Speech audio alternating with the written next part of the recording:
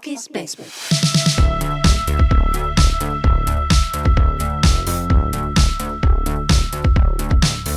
Bucky's Basement.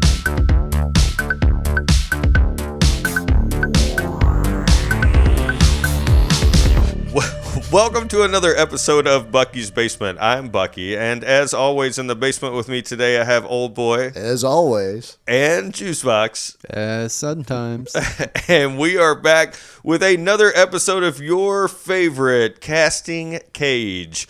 We put Nick Cage in a box, we shake him around, and we see what movie pops out this week. And we've come off a pretty decent movie. I think you guys rated it your highest at this point. What Honeymoon in Vegas? Oh, yeah. And we're going into a questionable movie called Red Rock West.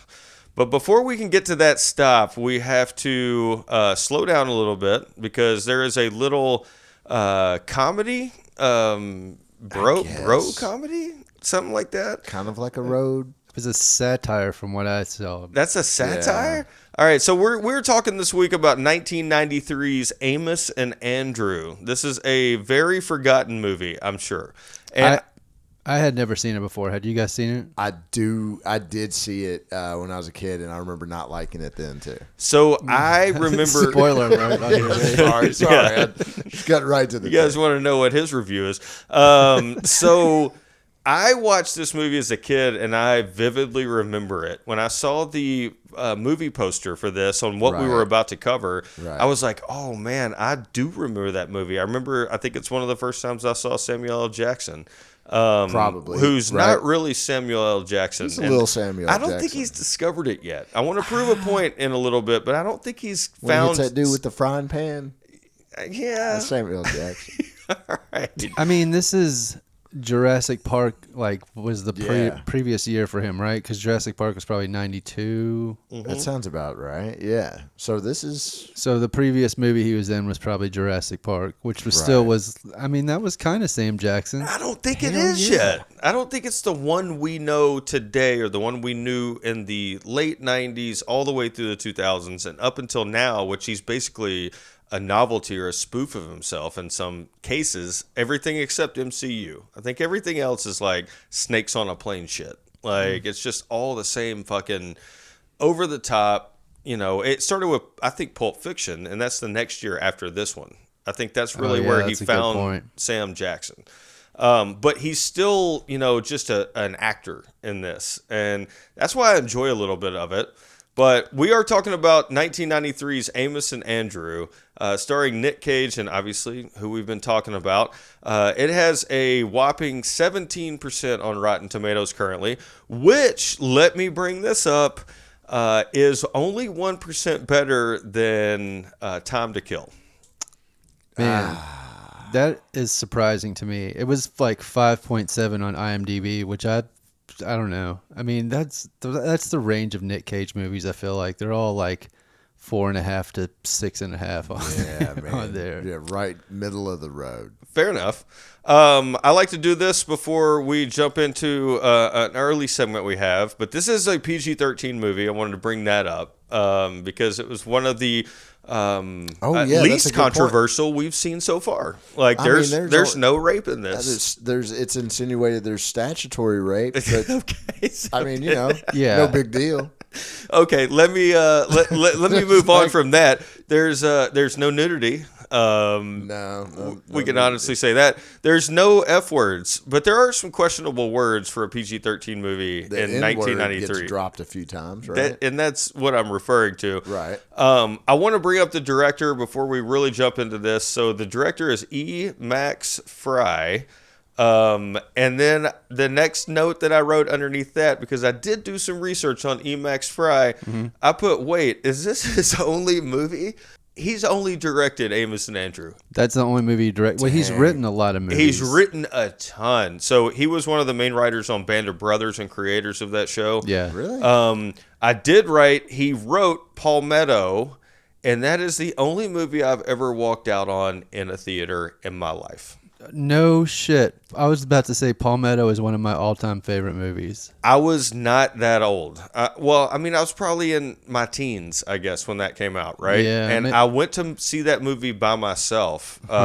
So I just don't think I was. I was looking for more of a maybe Jim Carrey thing back then, or something like that, and I walked into the wrong. What movie is this?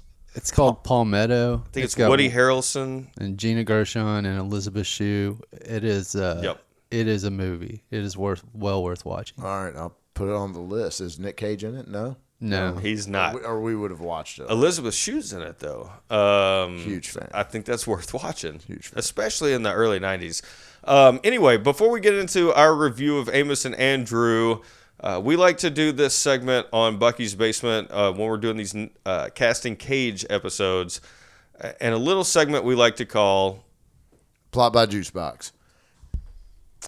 All right, this is the IMDb plot. A Pulitzer Prize writer buys a cabin. The neighbors get suspicious when a stranger breaks in. They see a black man and call the police, who start shooting at him. The sheriff tries a cover-up involving a white petty crook. Bad idea. Mine is much more simple. Amos and Andrew. Rich white people and cops conspire to kill an innocent black man just for being successful. I mean, Not Cool. that's but that is it, man. Yeah. So, I gotta stop, man. okay. Samuel Jackson in '93 alone was in Menace to Society. In '92 he's in Juice, and then also in '93 he was in Both serious roles. He was in Loaded Weapon, which is 10 times better than this. Okay, but that's a spoof movie, and he's not This is like kinda over the like- top Sam Jackson. He's not Sam Jackson yet. You know what he was also in '93? What? True Romance. Okay, so Yeah. that may be his breaking out role then. If All right, sorry. All right. Wasn't he just like a random crackhead? He was in the that movie? crackhead. Yeah. Right at the same time Gary Oldman's in there, I think. Which- Greatest Gary Oldman role also. That is true. All right, so let's get into Amos and Andrew. Actors: Nick Cage is Amos, Sam Jackson plays Andrew. Like Juicebox said, Andrew is a Pulitzer Prize winning author, and he's pretty, massive in not only the community. You learn he's on the cover of like Time magazine. GQ. Or that was not GQ, was it? GQ. It was it? I'm not Or sure. Forbes. It was Forbes Yeah, magazine, it was actually. Forbes. So the poster's GQ. yeah, he's a famous African American that is coming to this white island, or this not white island, an island I'm not famous, just American. Yeah, he's occupied by super- white people. Yes, It's basically Nantucket or Yes. or something like that, right? it reminded me of Yeah, it's north of New York somewhere or something. Yeah. Because he said he thought, no. Yeah, you and I, old boy and I, love the movie Funny Games. It reminded me a lot of that, like driving off into the country, and then you see like your rich neighbors way down the road. Right. Your driveway's a quarter mile long through the woods. I think you're confusing me with a different friend of yours. You like the movie No, Funny Games. No. Oh, Funny Games. I'm sorry, I was thinking something else. Yes, I love Funny Games. You're right. Is that on your movie Marriage? It's one of the four. I have Yes. 4 movies Yes. that make up this movie. Yes. Yeah, yeah. All right, so let's move You're right. on. I'm sorry. Michael Lerner's in this. He is neighbor Phil Gilman. You named that guy? You What? looked that You guy don't up? know Michael Lerner? No. He's in like all No. the movies. Who's his wife? His wife is, her real name's Margaret Collin, but she is the wife, and I put a disaster movie. Which one is Independence Day. it? Independence Day. Yes, she is the president's wife in Independence Day. Okay. Yeah. She looks super familiar. No, she's not his wife, but she's somebody else in Independence Day. Oh, she's Like Jeff Goldblum's girlfriend, wife, maybe, or something. ex-girlfriend, ex-wife. Dang, all right. That's right. Cool. That's the first thing I thought of. I was I like, couldn't put my finger on it for the longest time. It took me like half the movie to like realize who it was. I That- thought she was the chick in Jumanji, but I was wrong. No, I guess I didn't look it up. She might be but that's why I wrote wife in disaster movie, because I ran into the same issue you did. I just remembered there was a disaster in this lady's face. Yeah. Also, Giancarlo Esposito is in this Yeah. movie. That was kind of nice to see him in something, besides like a Breaking Bad universe role. That is correct. So it is young, very young Gus Fring. I mean, before he even became like a gangster, like hard-faced. Yeah, he's like a civil rights activist in this. Yep. It's good. All right, so He's the best thing in the movie, I think. Is he? Well, there's that kind of ding dong cop. I think he's that the best thing. I knew you were gonna love that ding dong cop, and his real life name is Brad Dourif. I put idiot cop. You know what he's famous for? What? He is the he's in Police Academy.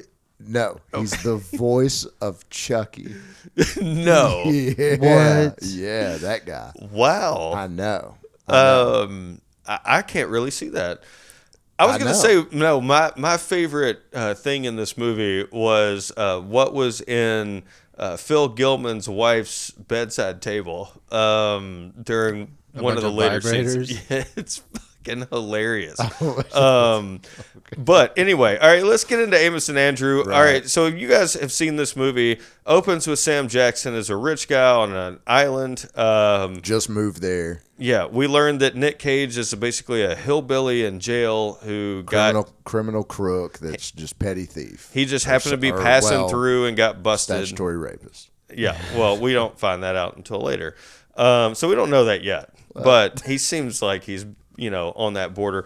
Anyway, so I've just started putting in like immediately typical stereotyping. I have a feeling it's going to get worse. And that just opens with Sam Jackson pulling into his house on this island. You learn he just bought the house. And he has a run-in with his neighbors who come and think that he is stealing stereo equipment when he's just setting it up. Right. It's like the classic racism setup, right? Mm-hmm. Yeah, right from the start, this is like, you're going to hate these people. Yep. And you're going to hate the cops right from the start. Also, the movie starts right from the start because immediately they call the cops and you know where this is going to go. Yeah, that's a good point. So it's like nonstop action, right? If you call that action, yeah. Non-stop cheesy spoof action, whatever. Anyway, so this couple calls the cops. It's the Gilmans, and the cops are back at the jail or at their station talking to the criminal who is Amos, right? Mm-hmm. And that's when we learn he's in there for statutory rape or something with a minor. He's in there for stealing a car. Right. Because the girl that he was with said gave him her dad's keys to the car or something like that. So it was still implied that the chick that he was with was pretty young. Right. Okay, you're right. He just happened to be driving through. Yeah, you're right. It was something. It was to the do with a 90s, minor. man. It didn't matter back then. Yeah. No, but I think we see that later on. We definitely see it later on. Anyway, so the Gilmans call the cops. The cops show up. Sam Jackson, again, just bought this house. They think that it's an intruder or somebody breaking into the house. He's on a chair. We find out that, he's on the cover of Forbes magazine because he falls asleep with the magazine, Right. in his thing. So fast forward a little bit because the cops show up and then all of a sudden you see a station wagon pull up and it's the press. And because they listen to the cop, radar things or whatever. So the press shows up and immediately the Gilmans start telling the story of what they found and they call the cops and the press start pulling out cameras and filming them. And I get the quote right off the bat, I'm not racist, but... And I was like, oh, God. Yeah. Like, this is about to get real bad because I'm just thinking this is 1993. I mean, we're 30 years ago. Yeah. And it's trying to poke fun at racist tropes. Because, I guess the whole play on Amos and Andy is a whole racist thing. But so they're trying to poke fun at it, but it's still kind of, I don't know. They put that cop in blackface. Yes. Right off the bat. Yeah. And then they put Amos in blackface. I know, and they keep they show that like in the posters or like the images from the movie if you like search for it, which is like, man, that's out of context, that looks real bad. Yeah, no doubt. All right, so Cops hold up the house. We find out that they Right. find out they messed up. Right? They find out that he's this what's his name? Andrew Sterling. And they messed up, so they got to cover this up, right? It's all comedy. They messed up by firing about 100 rounds into his house and nearly killing him. Like almost shooting him. They set off his car alarm, so he goes outside to turn his car alarm off. And meanwhile, you have this cop in blackface who pulls a gun on him, and the guy's like, "Whoa!" So he points his car alarm beeper at the car to turn it off, and they're like, "He's got a gun," and then they blast the whole house apart. Mm-hmm. Yeah, which is, I mean, even in '93, it's like, dude, like I don't know, they know what this is about. Sorry. So he goes back inside, and then he calls the cops. Right, like he calls the cops. He's like, "Man, there's a guy outside shooting up my house." Mm-hmm. But it's the cops he's talking to that are shooting up his house. So, can you see the comedy of errors that this whole movie is? The cops call him. They call his phone. He doesn't call the. Yeah, his phone doesn't. His phone doesn't work, and then they get in touch with the phone company or whatever and call him, and then he's like, "Yeah, there's somebody shooting at me." I mean, it's stupid. And they realize they mess up. So, the idea behind Amos and Andrew is they're going to go back to the jail and they're going to talk to Amos and convince him, to go be a break in this house. Yeah, just pretend like look like it. Him. Look like it was him that fired that first shot from behind the car in blackface. Right, basically. So that's the movie. Yep. So they send Nicolas Cage over to the house. He breaks in, and then him and Andrew get buddy, right? Like they do. Yeah, I guess it takes them a little while because they're kind of antagonistic towards each other, and then they end up buddying up to escape the cops. Basically, the real bad guys of the movie. Yep. So one of my favorite scenes during that, because there's another guy that I want to bring up, but one of my favorite scenes is when the main cop comes in. We've been held up in this house for quite a while, and the main cop comes in and starts dropping the N-bomb, and what that scene reminded me of was Pulp Fiction, when Bruce Willis and Ving Rhames go to the basement. And one has an opportunity to leave. And, Andrew was walking out, but turned around and just knocked that cop out. Yeah. And then they tied him up. That's a good point. And that was that. It was like he could have walked away, at that point. Do you think Tarantino borrowed from that? A year later, 1 year, 1 year later. Yep, you guys are huge. He's like, I just got this one thing to put into Pulp Fiction. I can't put my finger on it. Shit, Amos and Andrew. He pulled it. He lifted it from Amos and Andrew, and got Samuel Jackson in the process. Which brings up another comedy point in this movie that I thought was pretty funny. Was Dr. Roy. They bring in a hostage negotiator because at this point they think Amos has, Andrew hostage. Right. And he's got the chief of police hostage, and they bring in a hostage negotiator, which I think was one of my favorite parts of the movie. Really?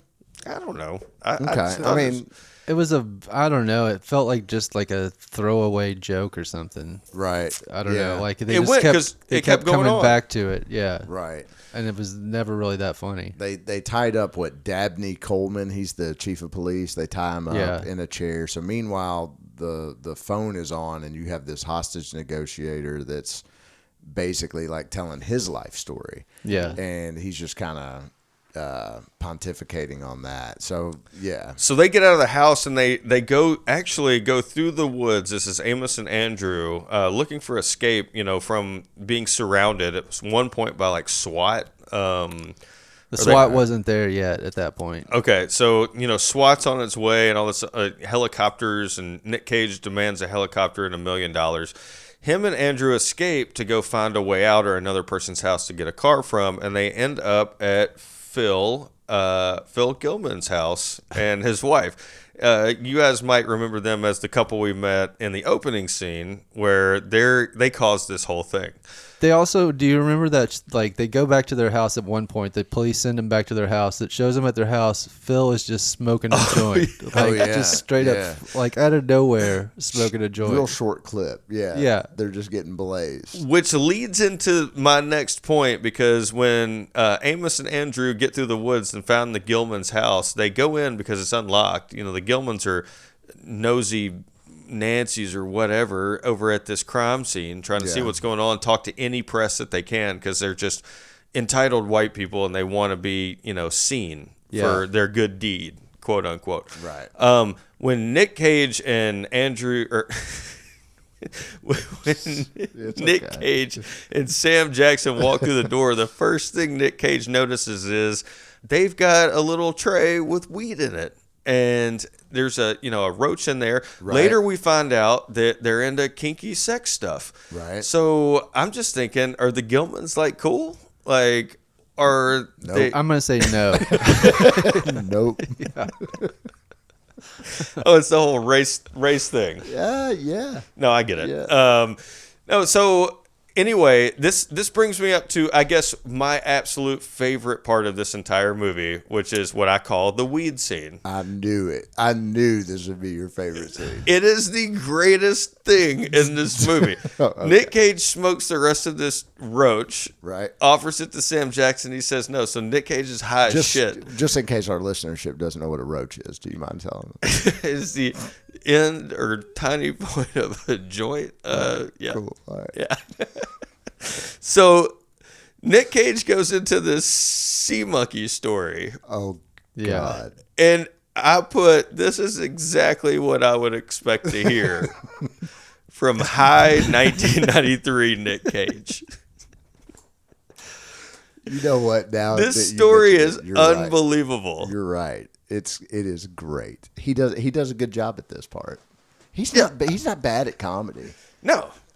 He's not bad in this movie. He's not bad. You may hate this movie, but I think he's got some charm to him in this movie. Agreed. And I don't know. He's not too over the top. He's like just over the top enough in the right spots. I agree. I think the movie is what it is. But yeah, I think Nick Cage did a fine job, and Samuel L. Jackson did a fine job. I know. You know who else does a fine job, and that is Deca Grey Coffee. Their new whiskey blend is unbelievable. Deca Grey Coffee is something that we drink on the regular. Yeah. And if you guys are looking for your next coffee taste or flavor, you should go to decagray.com. Oh. Yeah. See, I'm getting excited just talking about it.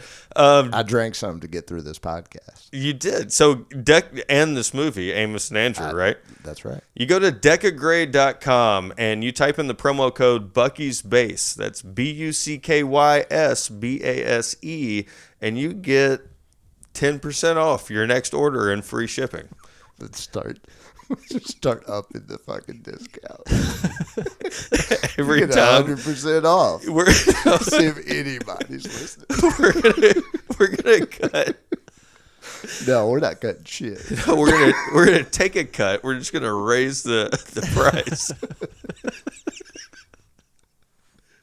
We're gonna call up Deca Grey. A 5-pound bag of coffee. It'll be $1.50. Oh, man. Decagray.com. Get your next coffee fixed today. All right. So when Nick Cage comes out of his high, we see our two adventurers back on trying to escape. They, discover the bedroom of the Gilmans, and then they eventually get the keys to the car. Right, yeah, because that was like a thing. They were trying to get the key. I don't know what was so difficult about getting the keys. You've already...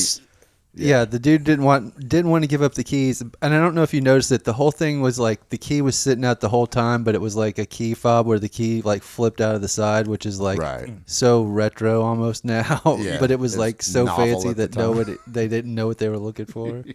Yeah. Anyway, so they get in the car and take the Gilmans with them. Hold on, let's back up real quick because we got to talk about the scene where he orders the pizza. Oh, that's still at the Gilman's house. Right. Okay. You're right. Sorry. I think this is where I stopped taking notes, so you're going to have to carry me the rest of the way.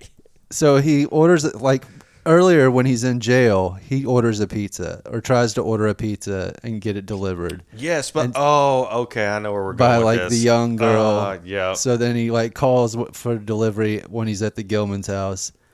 Gets the young girl to come. She comes in. She is like knows who he is because he's on the news or whatever. So she's totally like starstruck by him.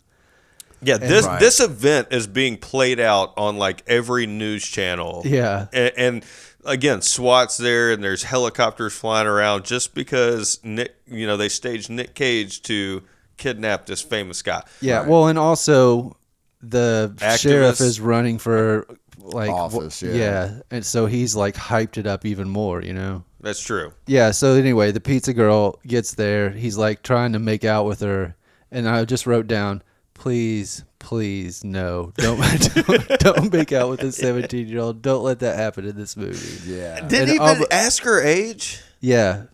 Oh, yeah. He did it. And she said 17. He was like, he just brushed that right off. right off. How old do you think he's supposed to be in this movie, though?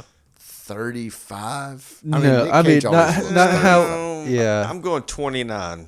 See, I was thinking he was supposed to be like younger 20s, like early 20s.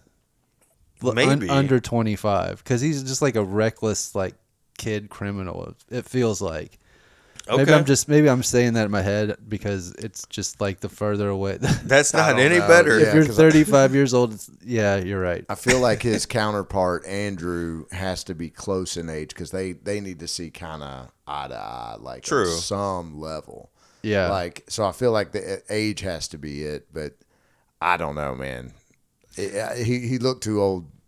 I don't know. It's creepy. It's weird. The whole thing was weird. Yeah. And then you find out, I didn't realize he was trying to order the pizza.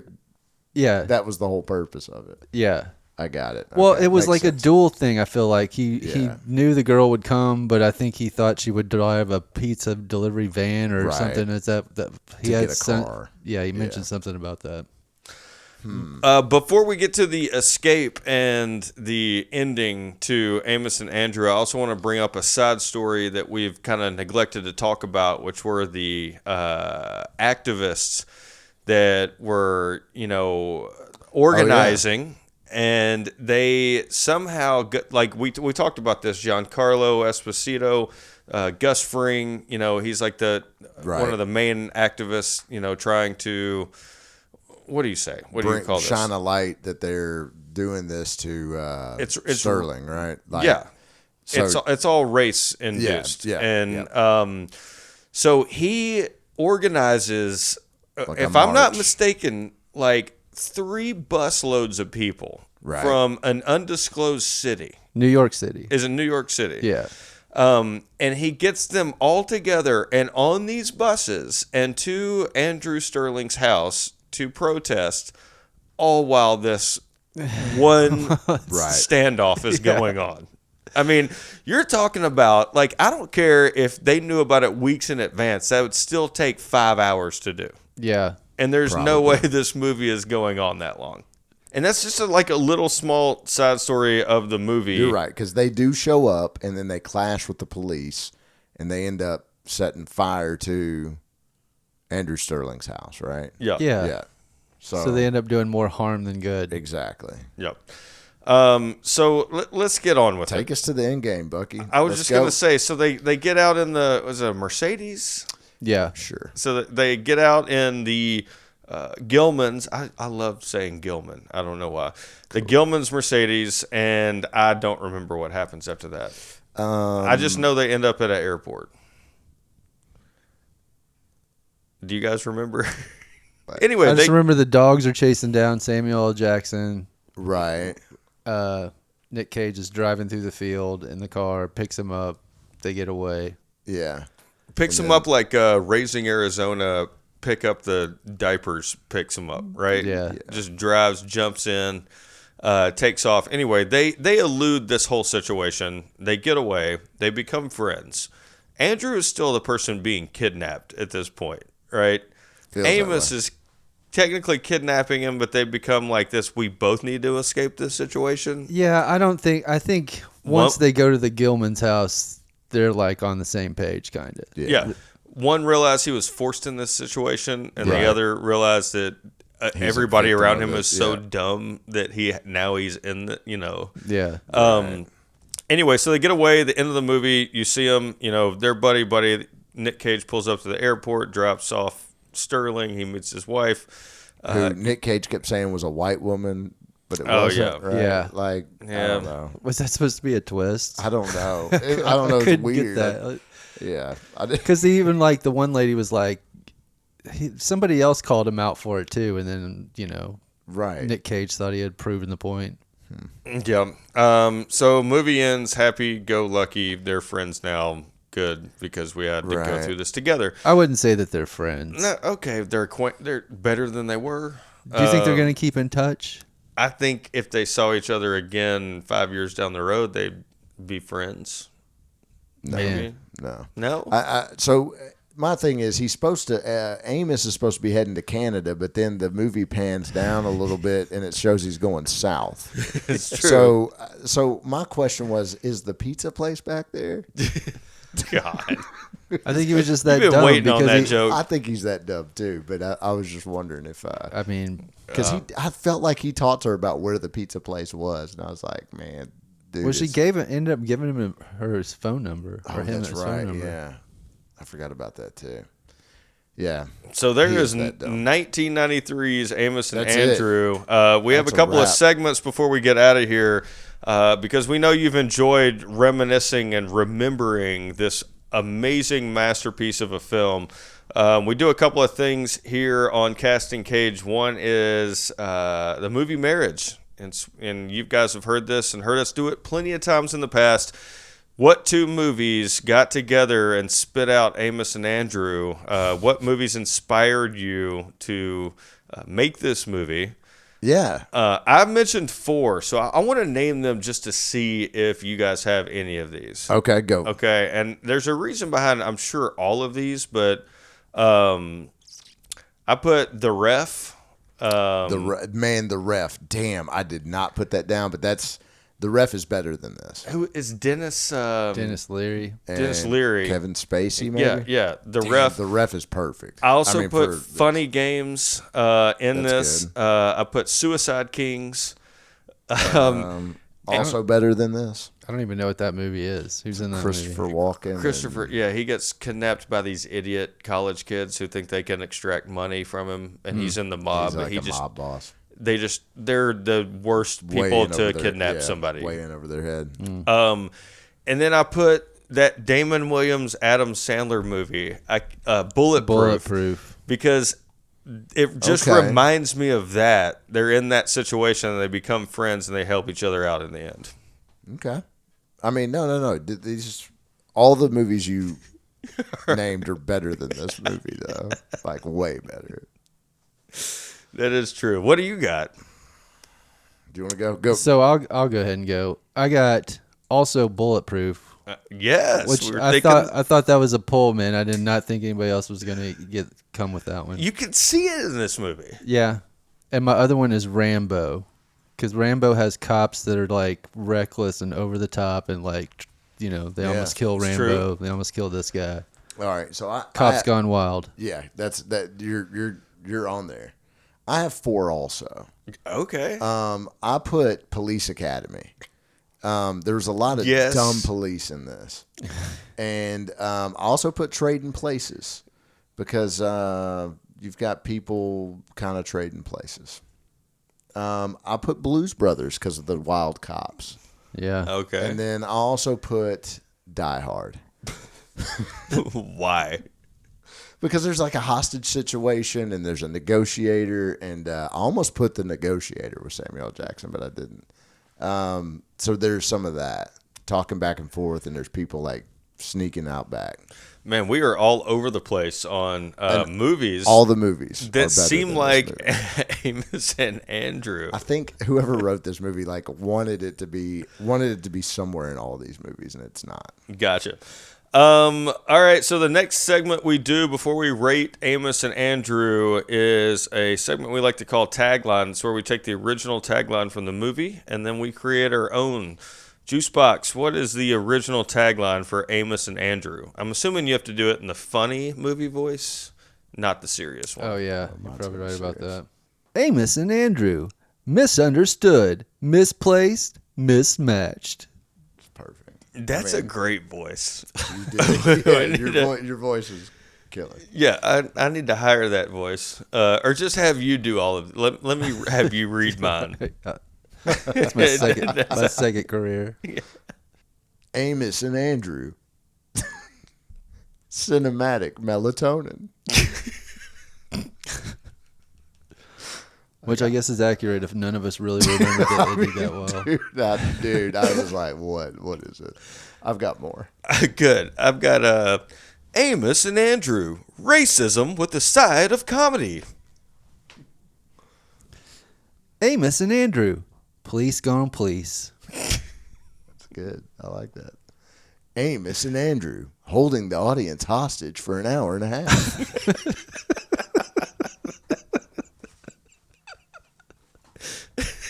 Damn it. That wins. There's no reason to go on. Right. Oh, man. That is awesome.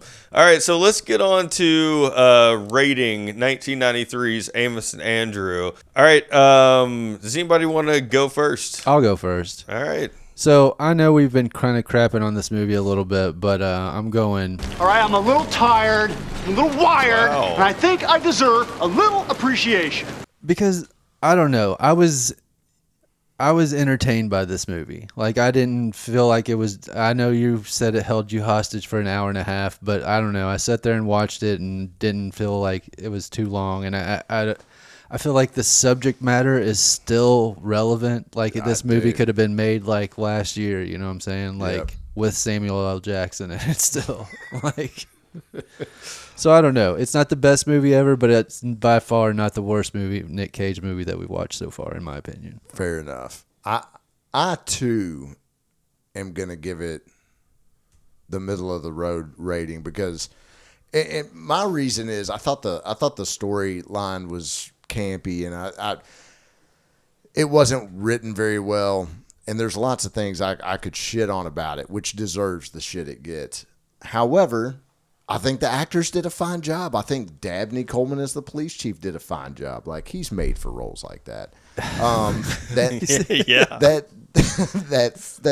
other cop that looks like the poor man's Billy Bob Thornton.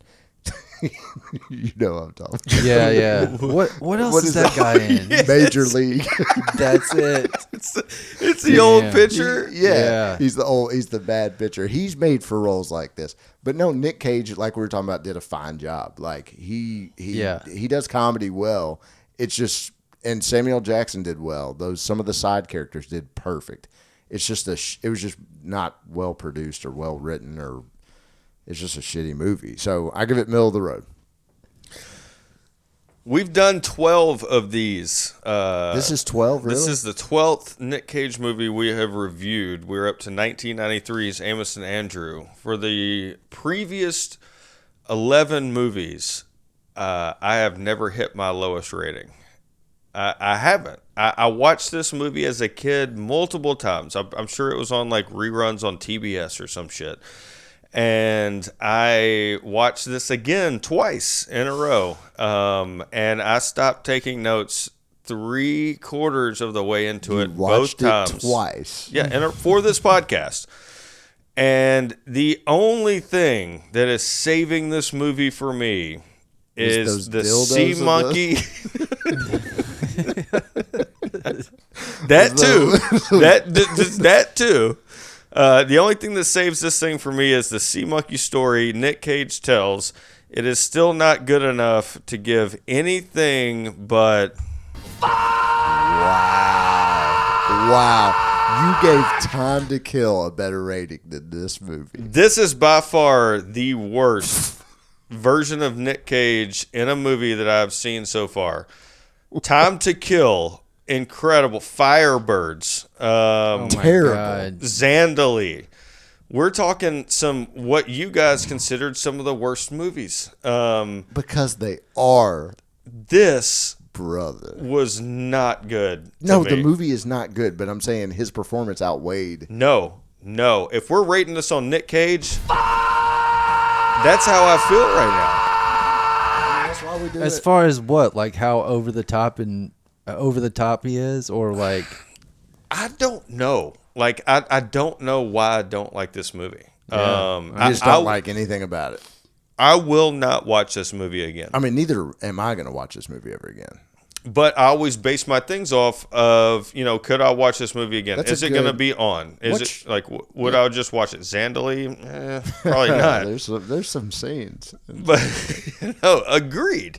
I'd watch Vampire's Kiss. I'd watch Peggy Sue Got Married, Raising Arizona, maybe Moonstruck. That was another one that like just struck my nerve and was like, I just can't stand the way this movie's made. yeah. I Danny do not Aiello. enjoy it whatsoever.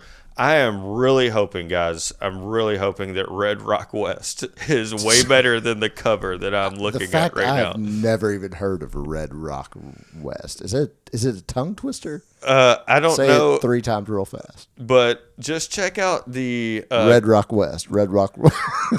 Try it. Red Rock West, Red Rock West, Red Rock West. Fuck I'm off. a radio personality. What are you talking about? That's the cover. It looks like Laura Flynn Boyle. it and looks Dennis like Hopper. Yellowstone 1987. Huh. He. Dennis Hopper's in it? Yeah, he's like the bad guy. I guess. Or because look, he's in the back and he looks creepy. He's the antagonist. Anyway, so we hope you guys have enjoyed listening to this episode of Casting Cage.